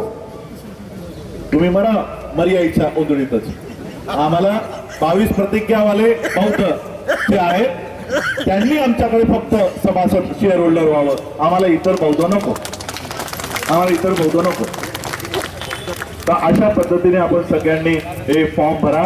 माझे ऑलरेडी इथे बरेच चेक्स वगैरे त्यांनी चेक्स भरा. बुद्धिस्ट सोसायटी ऑफ इंडिया जी बाबासाहेबांनी स्थापन केलेली संस्था आहे, त्या संस्थेच्या नावाने चेक द्या, म्हणजे शाश्वती राहते की आम्ही कोणत्याही फेक संस्थेला देत नाही आहोत, बाबासाहेबांच्या संस्थेला देत आहोत. ज्याला कोणाला वाटलं की सर आम्हाला तुमच्यावर भरोसा नाही, आमचा चेक परत द्या, तो पुन्हा तुम्हाला तुमचा चेक परत दिला जाईल. अशा पद्धतीने आम्ही ही बँक तयार करत आहोत. 4,000 लोक एकत्रित येतील आणि ही 4,000 लोक येणाऱ्या काळामध्ये इतिहास या देशात घडवतील अशी अपेक्षा करतो आणि माझे विचार. अच्छा, एक अजून त्यांनी माहिती मला दिली आहे की 500 लोक ज्या तालुक्यातून होतील, तालुका म्हणजे जिल्ह्याची आपल्याला तयार करायची आहे. जिल्ह्यामध्ये अंबरनाथ तालुका आहे, शहापूर तालुका आहे, मुरबाड तालुका आहे. ज्या तालुक्यातून 500 लोक होतील तर तुम्हाला ही बँक ठाण्यामध्ये जर असेल तर तिथेही जायची गरज नाही, त्याची एक ब्रांच त्याच तालुक्यामध्ये असेल अशा पद्धतीची ती एक योजना केलेली आहे. आज ही बँक, जसं मी तुम्हाला कंडिशन सांगितली, या बँकेचं निर्माण 1 एप्रिलला आम्ही ते उद्घाटन करणार आहोत. पण 1 एप्रिल आधीच 3 ब्रांचेस आमचे तयार झालेले आहेत. 3 ब्रांचेस आमच्या ऑलरेडी तयार झालेल्या आहेत. म्हणजे एवढ्या मोठ्या प्रमाणात लोकांमध्ये उत्सुकता आहे आणि आपापले शेअर्स ते करतायत. तर आपणही अंबरनाथ तालुका येतो, अंबरनाथ तालुक्यामध्ये हा तर एक वस्ती झाली. अशा पद्धतीने अंबरनाथ तालुक्यामध्येही एक ब्रांच या ठिकाणी देण्यात येतील. या बँकेचं संपूर्ण लाईनअप रुपे, व्हिसा याच्यामध्ये होईल. म्हणजे जे कार्ड तुम्हाला दिले जातील ते ATM कार्ड ते भारताच्या कोणत्याही बँकेत तुम्हाला विड्रॉ करता येतील. मी अजून एक तुम्हाला माहिती सांगतो, ही जी ब्राह्मणी बँके आहेत, state bank of India, bank of Maharashtra, या जितक्याही बँकेमध्ये खाते आहेत, माझंही बँक HDFC मध्ये आहे, बँक ऑफ महाराष्ट्रात सॅलरी येते, तर त्यामुळे आमचे अकाउंट तिथं आहे. तर तिकडची मिनिमम रिक्वायरमेंट असतं, मिनिमम 5,000 रुपये मिनिमम बॅलन्स HDFC बँकेत, आणि मला वाटतं बाकी सरकारी बँकेत असं मिनिमम काही नसतं. तर जेवढं मिनिमम त्यांचा क्रायटेरिया आहे तेवढाच मिनिमम अकाउंट त्यांच्यामध्ये बॅलन्स ठेवायचा. सगळा पैसा आपण आपल्या बँकेत ठेवायचा. आपल्या बँकेत पैसा आमचा आहे, त्याचा उपयोग पण आमच्याच लोकांसाठी केला जाईल. कालपर्यंत आपण एक नारा द्यायचो राजकारणासाठी, वोट हमारा राज तुम्हारा नहीं चलेगा. ऐकलाय ना हा नारा? वोट हमारा राज तुम्हारा नहीं चलेगा. आता आम्हाला नारा थोडा बदलावा लागेल. नोट हमारा और बैंक तुम्हारी नहीं चलेगी, बैंक भी हमारी होगी. अगर नोट हमारी है तो बैंक भी हमारी होगी और हमारे ही बैंक से हम हमारे लोगों का वहां पर अपलिफ्ट करने का काम करेंगे. आपण सगळ्यांनी मला ऐकलं, एवढं शांततापूर्ण ऐकलं, त्याबद्दल मी आपल्या सगळ्यांचे आभार व्यक्त करतो. खास करून आपल्या सगळ्यांचे मी आभार व्यक्त करतो की तुम्ही तुमचा वेळ मला दिला, त्याबद्दल मी आपल्या सगळ्यांचे आभार व्यक्त करतो. आणि आमच्या या उपक्रमामध्ये आपण सगळे सामील व्हाल अशी आशा बाळगतो आणि थांबतो. जय भीम, जय भारत, नमो बुद्धाय. 2 मिनिटांमध्ये आपण या कार्यक्रमाचा समारोप करतो. मी सर्वांना विनंती करतो की आहात त्याच ठिकाणी आपण थांबा, कारण या रिझर्व्ह बँकेची स्थापना मुळात डॉक्टर बाबासाहेब आंबेडकर यांच्या विचारातून झाली, त्यांच्या प्रयत्नातून झाली. आणि तो सहकार क्षेत्र आजपर्यंत आम्ही खऱ्या अर्थाने अनुभवू शकलो नाही किंवा आचरणात आणू शकलो नाही, हे आमचं दुर्दैव असेल. तर आजही आम्ही ज्या अदृश्य गुलामगिरीमध्ये वावरत असू तर त्यातून बाहेर पडण्यासाठी एकमेका सहाय्य करू. आणि अवघं सर्वप्रथम 2 भागीदार या ठिकाणी उपस्थित होत आहेत, तर त्यांचा आपण या ठिकाणी सन्मान करावा. वनित सुनील उमरे यांच्या या बँकेमध्ये सगळ्यात आधी अंबरनाथमधून आपले हे 2 भागीदार डायरेक्टर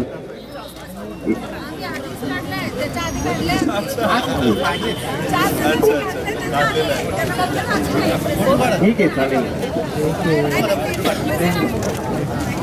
जोरदार टाळ्यांमध्ये या बँकेच्या भावी संचालकांसाठी आपण या ठिकाणी त्यांचं स्वागत करतो.